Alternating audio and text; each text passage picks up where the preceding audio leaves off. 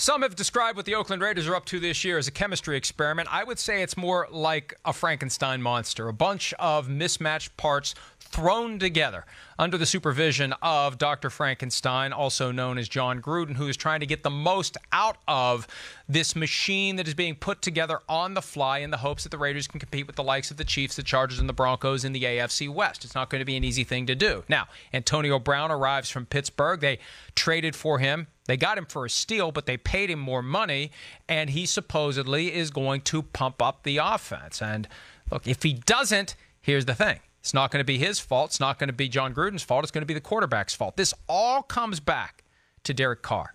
And I remember when John Gruden took the job as Raiders head coach, when his name first came up as a candidate to succeed Jack Del Rio in Oakland, there was a concern that Derek Carr would not be able to take John Gruden, would not be able to tolerate the aggressive and relentless coaching of John Gruden. And I think Gruden has adapted his style to fit with Carr's personality. And I don't think Gruden really likes that. I really do believe deep down that the Raiders are looking for a new brain for their Frankenstein monster, and that brain for an NFL team is a quarterback. And I have a feeling that if Derek Carr doesn't step up this year, and I'm not saying he won't, and I'm not saying I'm rooting that he doesn't.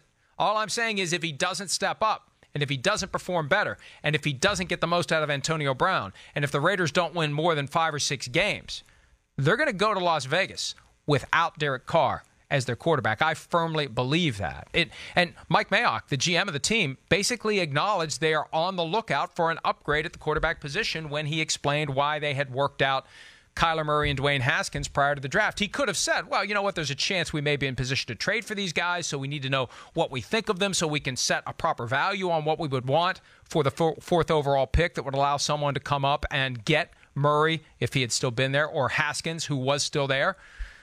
That's what Mayock could have said. But what he said instead was, hey, we're always looking to improve every position on the team, including quarterback. So Derek, and I know that Derek has since said, hey, he's going to be the quarterback of the Raiders as long as he wants to be.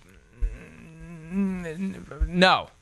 The only way that's going to happen is if the Raiders want you to be the quarterback for as long as you want to be. And that's the thing to watch this year. As these pieces come together, as the Raiders try to make their last year in Oakland a special one, all eyes need to be on Derek Carr, whether or not he can run the offense, whether or not he can score points, whether or not the team can win games. Because if it doesn't work, he's the one who's getting thrown under the bus, and he's the one who's not going to be on the bus that's going to roll to Las Vegas after this season.